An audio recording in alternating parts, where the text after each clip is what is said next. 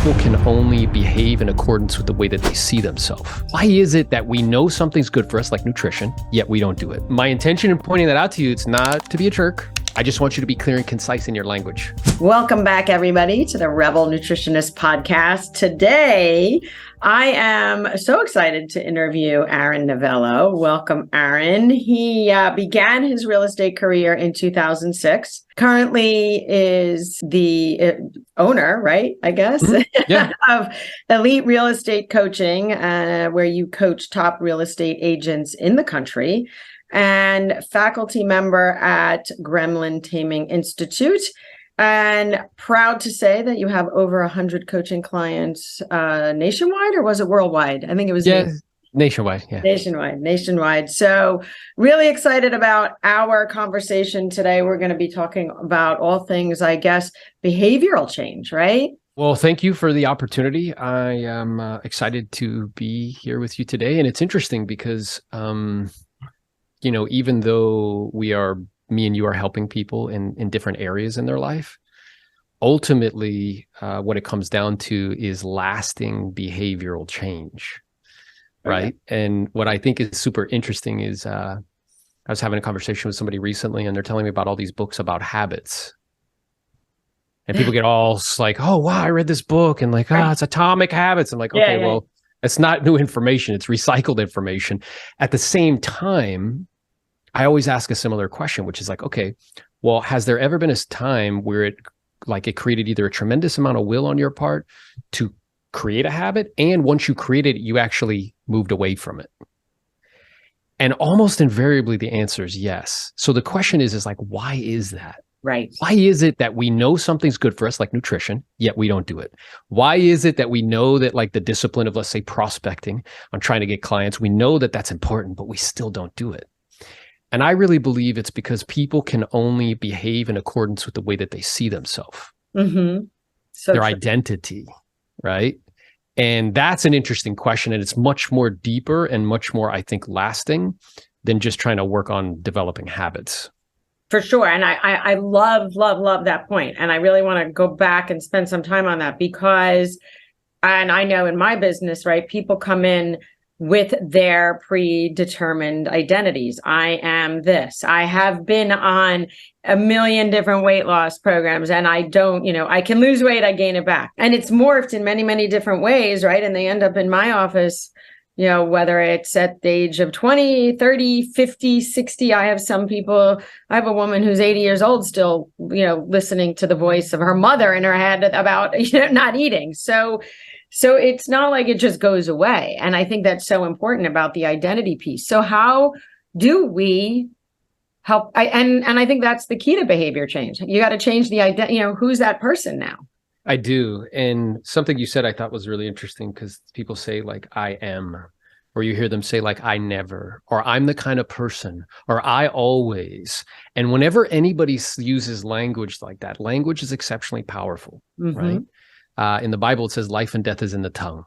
So I can either lift something up with words, or I can tear it down with words. So when somebody attaches I am, or makes those definitive statements, they're talking about themselves as though they're static, as though they're like a tree, when in fact you're like this constantly changing, dynamic human being. And out of an infinite sea of possibilities, they're choosing one. So what they're essentially doing right in front of you, even though they're not aware of it, is they're hypnotizing themselves. Because if they've said it to you in your office, they've said it to themselves thousands of times, right? Absolutely. So it's being aware of perhaps, where did I get that idea from? That's a question I ask people all the time. Like, they'll come to me and we'll talk about, let's say, from a financial perspective. And I'm like, all right, well, where did you get the idea that spending more money than you earn is like, that was a good idea? Who did you watch? Who told you that? Like, who sold you on that being like a good strategy? And how that story, if it's not something that's brought to the surface and a spotlight of awareness isn't shined on it, it will continue to run in the background like software. Oh, yeah. And then become self-fulfilling. Always. Right? So if somebody's the type of person that's like, I always, yeah, you always, that's going to keep happening to you. I guarantee you that's true. So to your point, now it gets interesting. So if, like, now that I'm aware that it's the self-image. How do I intentionally and purposefully work on that? Yes. Because I think my experience has been with the people that I've had the good fortune of working with and in my own kind of, personal growth and development, is that those stories, there's a saying that says, if you show me the boy till he's 7, I'll show you the man. A lot of those stories and identities are based on kind of these experiences. We get pushed out onto planet Earth and we get bombarded with experiences. And from those experiences, we deduce meaning. Mm-hmm. So in your example, when that lady's mother said to her, like, hey, you need to eat less, her little 7-year-old brain, or wherever it was, because it's not fully developed yet, took that and gave it meaning, which is I am fat, or I am not healthy, or I am not good. That's the message that was conveyed. Yeah. And not being aware of that, you'll continue to keep self-sabotaging because you're going to keep reverting back to the way you see yourself. Right. So like, you strike me to be a super fit person. So, okay, I'm pretty sure while there may be days that you may not feel like doing certain things that are required in order to have that level of fitness, I'm also aware you see yourself as a fit person. So it's much easier to do the things that are required. It doesn't require tremendous amounts of willpower because you're just behaving in a way that you see yourself. Right. So if it's like, okay, if that's what's true, how do I work on identity? Because I can't really control those stories that were pushed in when I was little. Now, some people got different stories. They got like, I'm strong. And then that plays out in their life. Right. But let's say you got one that's like, I'm not a healthy person, or I'm not a wealthy person, or I'm not whatever it is. Well, there's a triangle, right? And at the bottom of the triangle is physiology. Mm-hmm. On the right-hand side of the triangle is focus, and on the other side is language. And at the top is identity. So so physiology is our physical body. Right. Like fear is a visceral response, but so is courage. Mm-hmm. And my body, my nervous system responds to my body. So if me and you were to get into some fierce argument and somebody was to pop in and say something hilarious, it would be impossible for us to stay angry. Right. Because my body's my nervous system is responding to my body. So movement. Focus is interesting because what I focus on is what I feel, and what I feel is my home. Emotionally, it's where I actually live, not my physical home. Right. So if I'm focused on that story all the time, I'm not enough, I'm not fast enough, I'm not quick enough, I'm not strong enough, I'm too fat, I'm too skinny, I'm too this, I'm too that. How am I going to feel? Mm-hmm. I will feel less than, I will feel I don't know, weak. I'll feel all of these kind of emotions that aren't enjoyable ones. So I have to be intentional about what I'm focused on. And then language, right? Because language is this magical thing where if I told you that there was a being that could say something and make it real, mm-hmm. you'd be like, that's like divine. Well, that's no different than you saying, I'm the kind of person I always, and it becomes real. Right. Right. Now, what's interesting is all of those add up to identity, the way you see yourself. What's so cool about all the things on the triangle is that you have control over all of them. Mm-hmm.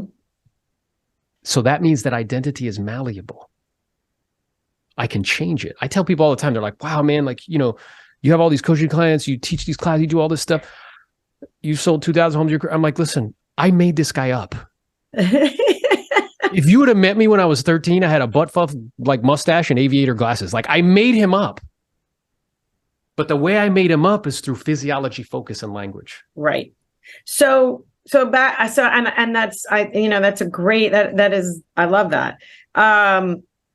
So let's break that down a little, right? How do we then, and I'm sure that's part of the coaching. Obviously we can't do all that now. We're not going to get to all of it, but someone who's listening, who's like, all right, well, how do I begin? Because they're so stuck in that loop of their identity, of where they think they are, right? That I'm not enough. I'm not this, I'm not that.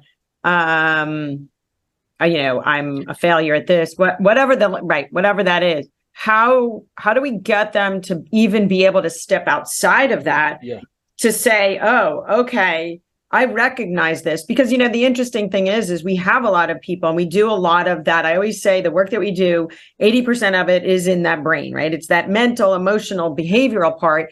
And the food part is kind of easy if you're paying attention, right? But we get so stuck in the behaviors because they are difficult to change for so many people, who are stuck in that identity. So where do you start with that? Yeah, so I think it's with an understanding that what the majority of people do is focus on the wrong thing.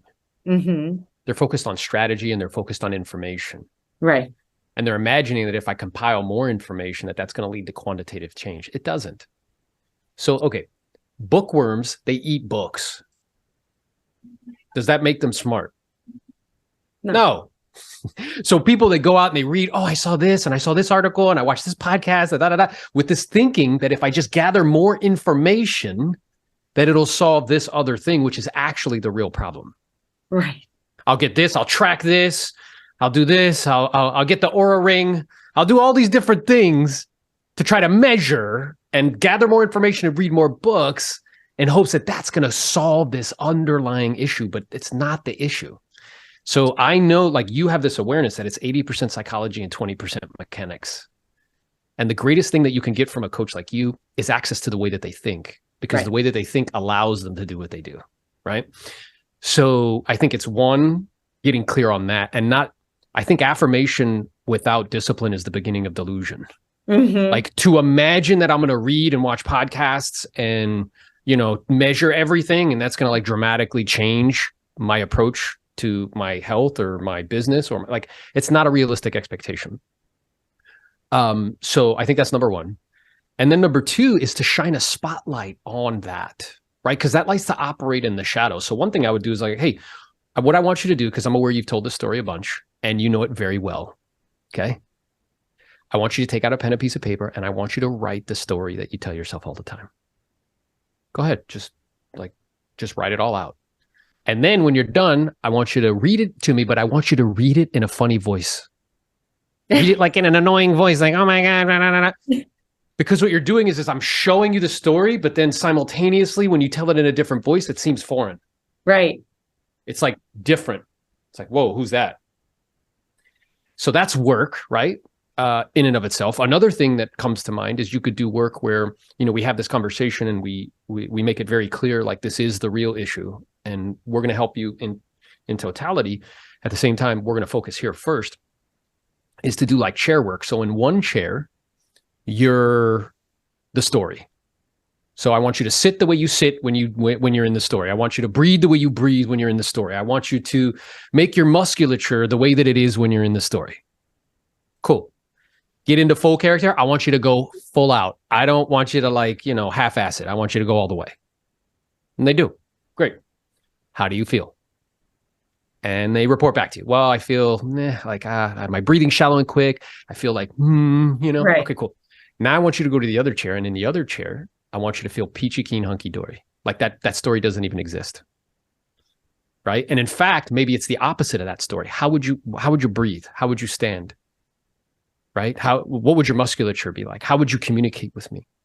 And what I'm doing there is underneath, I'm showing the observer, the witness or the watcher, the one who learned how to walk and talk with no instruction, the one who has the name Meryl, but is not her name Meryl, the one who has a body, but is not their body.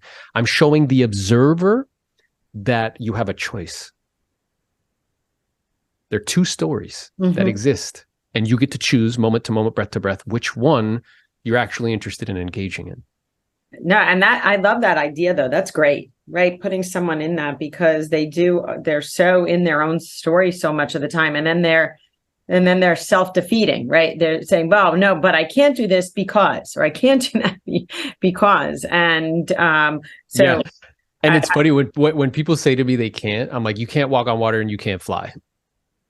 When you say you can't, what you really are saying to me is you don't want to. Mm-hmm. And it's probably because it's uncomfortable. Yep. So my intention in pointing that out to you, it's not to be a jerk. I just want you to be clear and concise in your language. Yes. Because remember, language is one of those things that creates identity. Mm-hmm. So let's go back to that. Let's elaborate a little bit, right? So it's the fear, right? They are afraid, as much as they're uncomfortable in that identity, right? They're not comfortable in the identity, let's say that they're in at the moment. To go to the other identity and consistently get there or consistently practice these, there's fear there. Yeah, I think there's a few reasons why. One is you have all these unwritten agreements with these people in your life based on your story. It's like, okay, I'll allow you to continue to believe that you are who you say you are, as long as you allow me to continue to believe that I am who I say I am. But the moment that kind of unwritten agreement is broken, then you'll start to see like, hey, what do you think you're better than me? Like, you don't want to eat out like the way we used to eat out? What, you don't want to drink alcohol like we used to drink alcohol? Like, what, you think you're like cooler than me? Like that sort of thing, right? Yeah. So part of it, I think, is being way overly concerned what people think.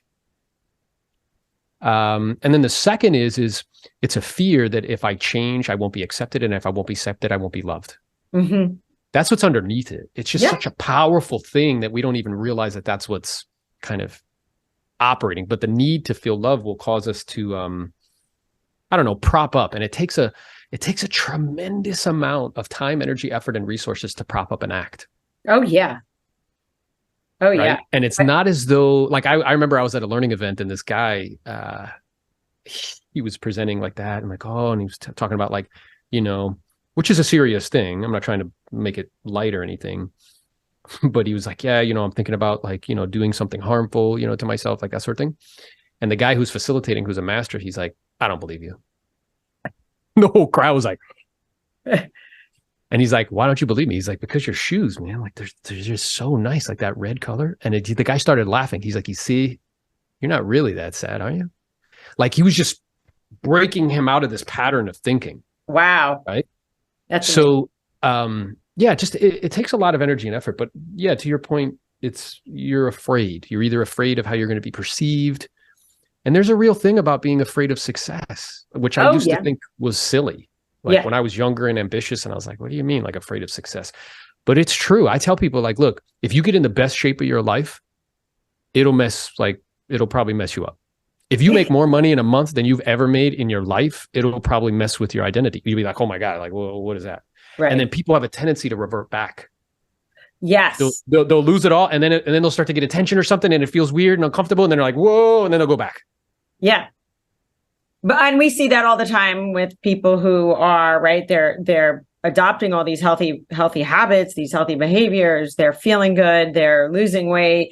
They're feeling better, right? Their ailments are disappearing, less inflammation, whatever it is. And then something happens and boom, they just go back. And you're just thinking to yourself, what just happened? Or people who are working with us for months on end, and then something happens in their life. It just boom, they spiral backwards quickly. And you're saying, well, we still come back, let's coach you, come back, and then they're ashamed, and then that whole other thing sets in. But right, so how do you speak to keeping, right? How do we get people to get better at sticking with it? Yeah. So I read a book called Change or Die. And it was interesting. And the premise of the book was the guy, I think his name's Ornish. He's the first guy to do open heart surgery, or one of the first. And he was like, he was the man. He's flying all around the world doing open heart surgery. But he noticed something. After 5 years of doing this, the people that he gave surgery to, a good percentage of them, needed it again. And he was like, I'm like a mechanic. I'm taking out like a piece and putting another one in, but they're actually not changing their behavior. Right. So he was like, okay, that wasn't acceptable to him. So what he did is he got a group of people together, and they had to live in his facility for 9 weeks. Yeah. Dean. He put them on a very specific diet, certain amount of exercise, meditation, like cardiovascular, whatever. And all of their vitals came and these are people that had super advanced cardiovascular disease, like lots of closures and like right about to have a heart attack. And their vitals like changed dramatically. Like they were like completely different people, from their organ function perspective. And 60-something% of the people kept the change. Now that's a behavior modification. And most of society's problems are behavior modifications. Yeah. Right? Like, how is it that we live in the richest country in the world and 65% of people live paycheck to paycheck? Like, how is that? That's a behavior modification, right? Or that 60% of the population is overweight or obese. That's a behavior modification, right? So most of the problems are behavior modification. So the people in the book, they got interested in that. And they're like, okay, like what happened? And what they said, which I thought was super interesting, is the following. The first is you have to like find someone that you can relate to. And that's interesting. And they told a story about this guy. He went into the gym and he's not a particular like fit guy. And the guy who met him at the gym was like Adonis, like just like, you know, he's like, I don't relate to that dude. Like, I'm never going to look like that guy. So no matter what he tells me, like, I'm like, that's probably not going to fly. Then he went to another gym and it was actually like someone, it was actually a female, and they actually grew up like in a similar neighborhood, blah, blah, blah, but he could relate to her. So the first thing is you have to find somebody you relate to, whether it's Meryl, whether it's Aaron, whoever. Find someone that you can relate to. Second is then they have to teach you what needs to be done. Right? Like, okay, here's what you got to do. You got to take these supplements. You got to like blah, blah, blah. Okay, cool. Then the third thing that needs to happen is the individual has to do the repetitive nature of doing it over and over and over again. Right? And once that's done, then there's kind of a stick. And then what I would add to it, you know how they say like you're the sum total of the people that you hang around? Yeah. I think proximity is super important. Oh, yeah. Getting proximity to people who are kind of doing the things you want. What I also think is most people get that wrong. They think that the people are influencing you. I actually believe your friends are a reflection of the way you see yourself. It's actually a reflection of your identity. Oh, yeah. That's very interesting. Right. It's actually the opposite. A pop culture thinks like, oh, yeah, these people rub off on me. I'm like, no. That's not what's really happening. What's really happening is that you hang out with them because they're a reflection of the way you see yourself. Right. So that's like the cocoon that holds it all together, is getting like community and getting into not only proximity to somebody who could teach you that you relate to, but also getting into community with other people that are kind of on the same journey, the same path, sort of thing. Absolutely. And that's what we're trying to do here, is really recognizing the fact that people, look, the number one predictor of longevity is having a sense of purpose and having a community to support you. And so making sure that you have like-minded people where you can see yourself in that group, I think is hugely important. And this is one of the things I talk about to clients all the time, because a lot of people with these negative outlooks, negative behaviors, whatever it is, are surrounded by toxic people. So whether, that's a reflection of how they feel. I mean, I hear you. It's like, wow, that was pretty profound, because, you can see it. And getting people out of that. And I think, we talk here a lot about boundaries. And I think especially for women, I know, men deal with it too, but I do think especially our crowd, when you're a woman with a family and you're that nurturing woman, really hard to create these boundaries, because we think it's selfish, right? We confuse self-care with selfish. And I try and explain to people all day long, like, okay, first of all, you're entitled to your own time, and you're entitled to that self-care. And I, the one thing I hear all the time is, I can't say no, I can't say no, I can't say no. I'm like, well, you better learn to say no, because yeah. And then there I'd be like, well, you can't walk on water and you can't fly. Right. So when you tell me you can't, what you're really saying is you don't want to. Right. So tell me a little bit about that. How come you don't want to say no? Well, I'm afraid if I say no, they'll be mad at me. Okay, let's imagine they're mad at you. Then what? Well, then maybe they won't like spend time with me. Okay, maybe they won't spend time with me. Then what?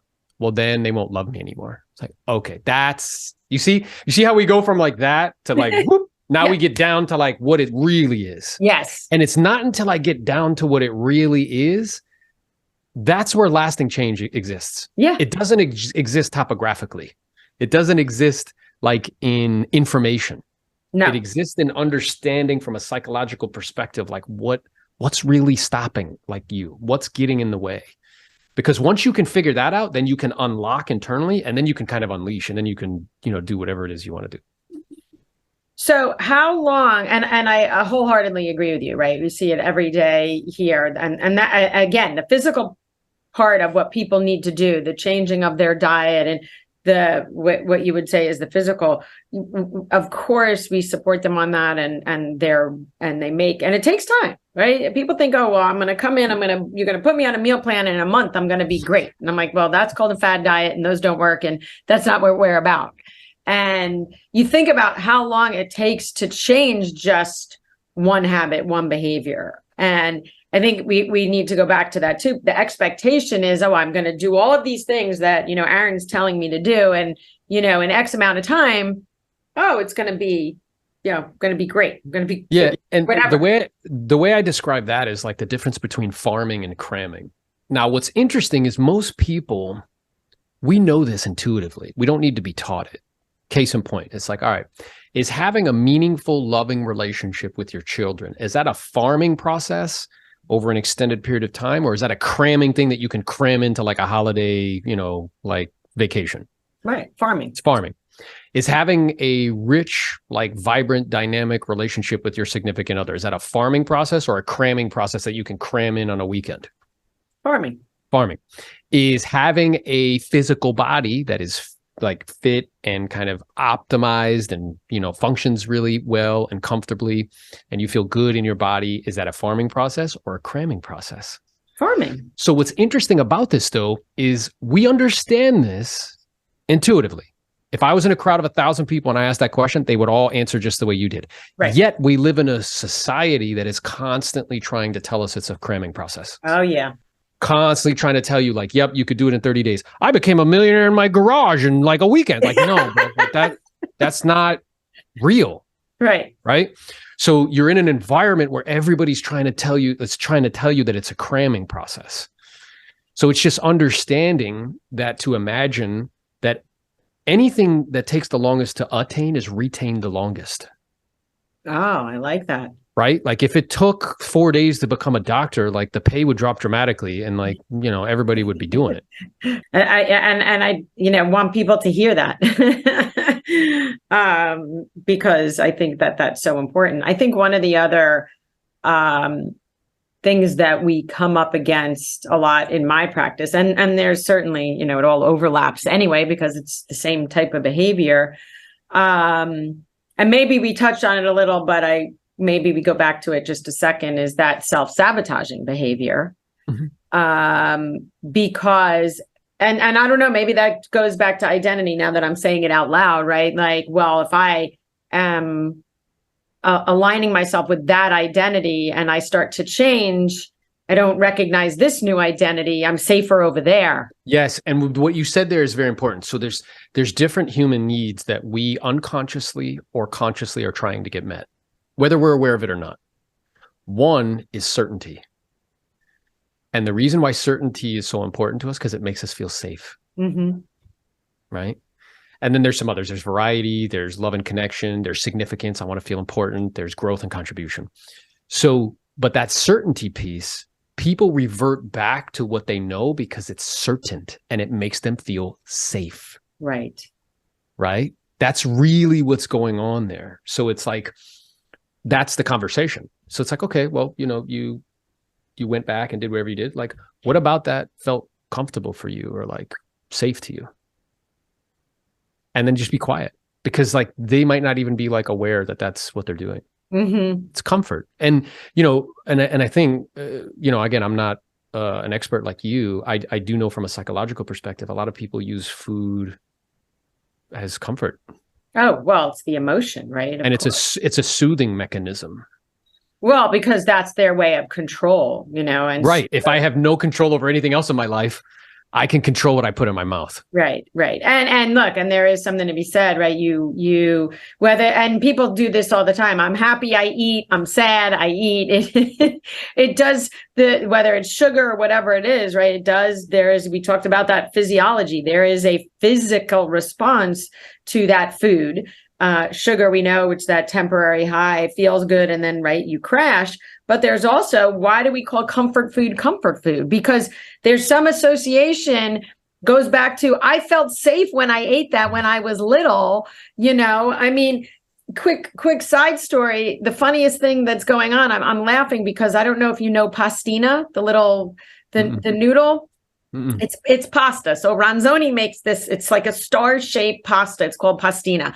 And so ever since I was a little girl, when I was sick and I had a bellyache or whatever it was, my mother would make pastina with butter and salt. Like that was just the thing. And it just brought me back, right? It's like, I love that. I love pastina. So I did the same thing with my kids when they were sick. It's all like white flour. It's horrible for you, but right. But my kids were sick. It would be here. Have some pastina and butter, whatever. And that's a perfect example because you're someone like who has this wealth of nutritional knowledge, right? That's like enriched flour. It's got all the stuff, like all the stuff, but emotionally, you still do it, right? Right. So and again, right, moderation. They're not having it. Yeah, all you're not doing that all the time, but but I'm aware that that's how powerful that is. Exactly. And so the funny thing is now I just saw recently they're taking pastina off the market. Like they're discontinuing pastina. I had to send my kids this whole thing like, oh my God, no, my childhood is gone in the pastina. So it does go back to that emotional, like, oh, okay, there is something to be said for that. And that is powerful. And look, and the one-off time that you do that, it's not so bad. But right, when that becomes your habit of coping. In the business world, like people don't buy products and services, they buy feelings and identities. Right. So like, give an example. Like if I was in a crowd of 5,000 people and I'm like, how many women here have bought an expensive purse? And they'd raise their hand and I'd have like 8 of them on my arms. And I'd pick one. Let's say one was a Louis Vuitton. I'm like, how much did you spend on this purse? And she's like, $5,000. I'm like, great. Why'd you buy it? And she gets all, she's like, the color? I'm like, really? The shit brown? Is that what did it? No. What feeling were you trying to purchase? Significance. You wanted to have that and people would see you and you'd be like, look at me. But women aren't the only ones who do this. Men do it too. If I was in a room of 1,000 people, I'm like, okay, who spent a stupid amount of money on a car? Somebody raise their hand. How much money do you spend on a car? They're like, oh, I have a Ferrari and it's $220,000, but I put $150,000 down. I'm like, okay, were you so motivated by significance? Your need is so strong. Not only did you buy a $220,000 car, but you also had to tell 1,000 people that you put $140,000 down. So you're trying to buy a feeling or an identity. But I think the same can be true with food or nutrition. It's right. Like I'm really after a feeling. I'm after the feeling of certainty. I'm after the feeling of comfort. I'm after something, right? Beyond just like the sustenance perspective. Yeah. Yeah. Oh, wow. I want to spend time off the air about that whole significance thing. We'll go back to that at another point. That may be another conversation because I think that is so relevant, but to so many things, right? To so many things of what's wrong in our society. But again, like that's a whole different conversation, I think. Because one thing I think that I want to address also is I always say to people who come in and we do a lot of testing and people come in with blood work that is really concerning from, let's say, whether it's cardiovascular disease, whether it's diabetes, whether it's inflammatory disorders, right? And I give them their labs back and I'm like, okay, we've got to really pay attention to this because there's some concern here that down the road, you can be in some bad shape, right? Whether it's a potential, again, a cardiovascular situation, a heart attack, a stroke, or whatever, right? Potential. You can't predict cancer, but you can certainly see the trajectory when there's inflammation or whatever that is. And I always say death is not a good motivator. Can you speak to like why the resistance for people to help themselves? They know, and I don't know if this goes back to some of what we already talked about. In that same book, I was talking about Change or Die. What we usually result to when we want somebody to do something is the 3 F's: fear, facts, and force. So first is fear. Like, hey, if you don't do this, you're going to die. Then it's facts. Here are all the facts, Jack. You got all these problems, da, da, da, da, da, da, da. Then if none of those work, we result to force. Like you have to do this, right? And, with a grown-up, particularly a paying one, you can't really do that. But like with your children, you could be like, you got to do this, right? Right.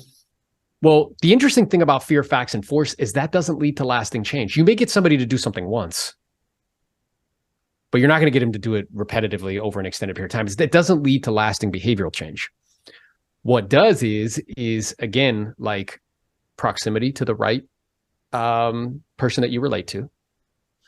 Then I think what's also true is like candid, straightforward compassionate conversation. I think what's happened is, particularly in the medical community, they're trained to solve problems even if the solution is worse than the problem. Like, and they're not trained in the soft skill because they're so worried that like somebody's going to get mad at them or sue them, of like really sitting somebody down and having a really candid, authentic conversation. They candy coat it. They like, oh, well, we'll see. And like, I don't know. And like, maybe it's like, look, man, I'm looking at, and my intention in sharing this with you is sincerely, it's not to try to like scare you into doing something. It's not to try to force you into doing something.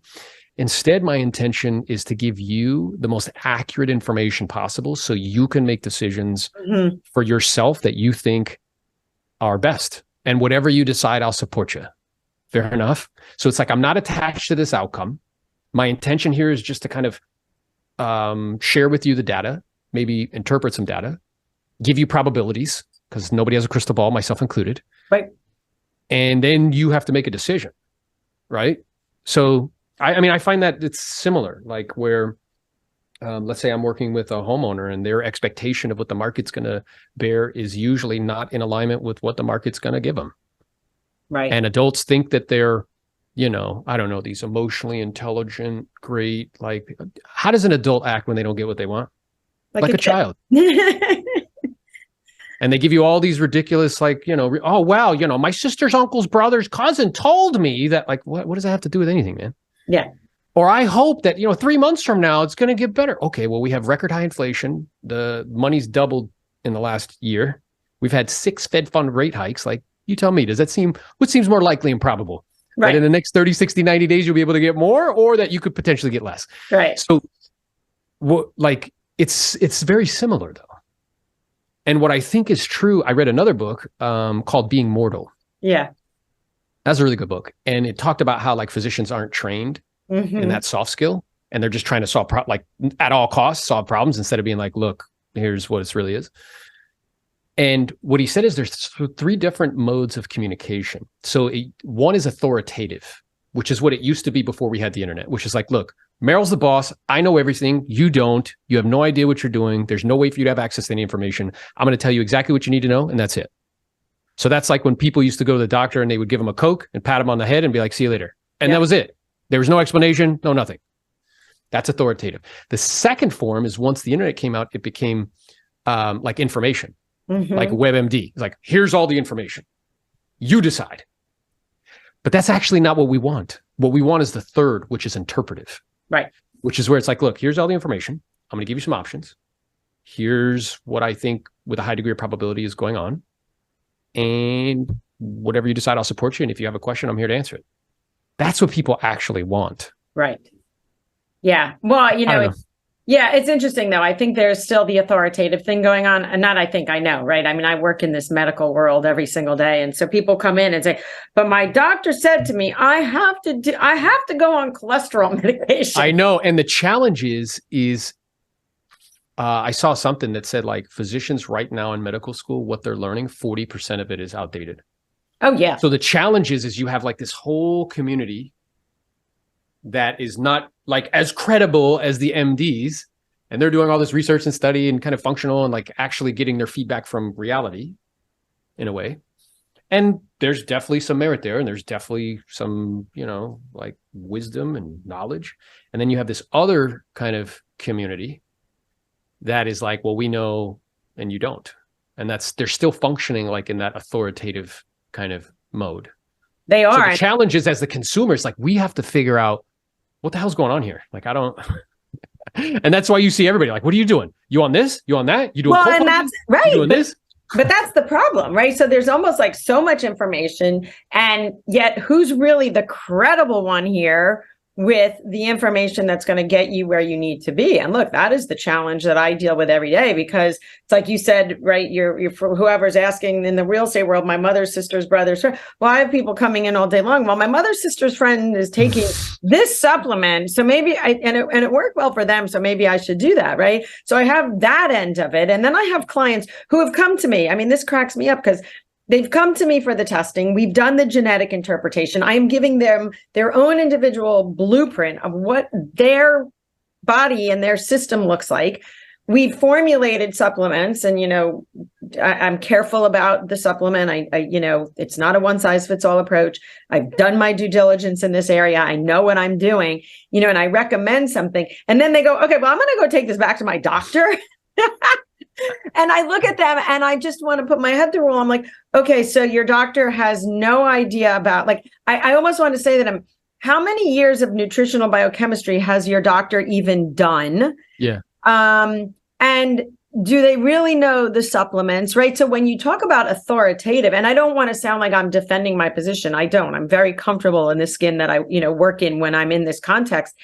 But it's getting other people, like it's dispelling that authority, if you will, but they're not really, they shouldn't have that authority. Like, who gave them all that authority? Yeah. So it's kind of like, it puts the consumer in a really not good place, because they're having to interpret all the information, trying to figure out what's what. And that's why people have a tendency, because the core principles of health, they're pretty simple. You do not need a PhD. Nope. Don't need, it's not rocket science. Like moderation, drink a lot of water, exercise, eat, well, eat real food. Eat real food. Like, okay, it's not super complicated, right? And then I think particularly like with what you're doing, which is awesome, then it's like, okay, how do we optimize that? Right. How do we even take that to like another level, right? Okay, cool. I think for most people though, like they're still eating like Stouffer's and trying to take fucking supplements. And it's like, what are you doing? Like, yeah. But it's in some ways it's because of a lot of like misinformation. It's just because of a lot of confusion. Well, right. But it goes back to the farming or cramming thing that you said, right? So most of the information is cramming, yet they need to be farming. You need to be eating real food consistently. You need to be moving consistently. You need to be sleeping consistently. There's no trick you can't outsmart Mother Nature. Well, and I can't outsource any of those things to the Philippines. Right. Like, I'd love to be able to have people in the Philippines do push-ups and I get the benefit, but that's not how that works. Right. Right.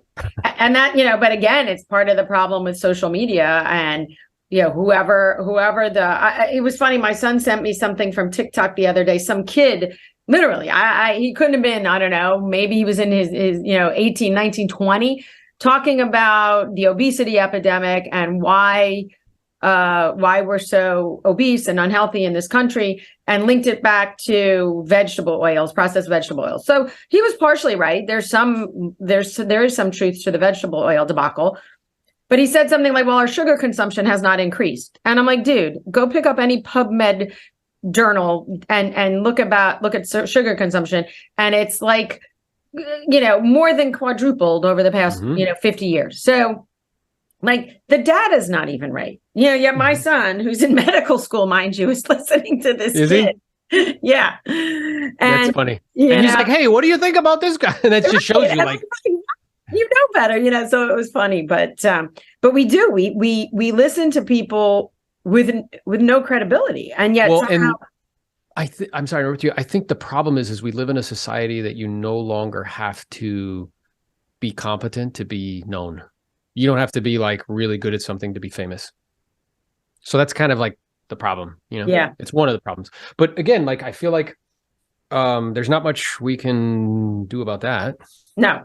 But what we can do something about is we can get proximity to people who know, like you, and then be informed, have that person give me information, and then you make decisions. Absolutely. And you move forward. And I think by, again, working on that internal image, it's wild to me. And I guess I could leave you with this, is that, have you ever seen the movie The Matrix? Yeah. Okay. So in that movie, The Matrix, it's funny because when I do talks, like the younger crowd, they're like, what are you talking about? I'm like, really, guys? You haven't seen the movie The Matrix? Yeah, you're right. So in that movie, The Matrix, he's living in an alternative reality. He doesn't realize it though. And he gets visited by these vigilantes, right? There's like Trinity, and they're led by like Morpheus. And they start to show him these little quirks in the Matrix that causes him to be like, and he starts to question it. whether or not it's real or not. He'd never done that before. And it culminates in a scene where Morpheus offers him two options. He's like, hey, I can either give you the red pill or I can give you the blue pill. If you take the blue pill, you'll wake up in your bed and you forget you ever met me. You'll live out your life in blissful ignorance in the Matrix. If you take the red pill, I'll show you how deep the rabbit hole goes. Now, when presented with that option, in the Bible, it says we would prefer to be lied to than to be told the truth. Right. Neo started to reach for the blue pill, which is what most people do. And Morpheus leaned in and he said, remember, all I'm offering you is the truth. Nothing more, nothing less. He ends up taking the red pill. Bam, he gets smashed into the harsh reality that he's actually in, right? And I think that's very important for us as humans as far as growth is concerned. Mm-hmm. We need an accurate assessment of reality. We have to see what's true, even though it's difficult and hard. So it's true. Wow, is it really true that the story is like really? Yes, that's really what's going on. I want to blame all the people. I want to blame my friends. I want to blame all these. Nope.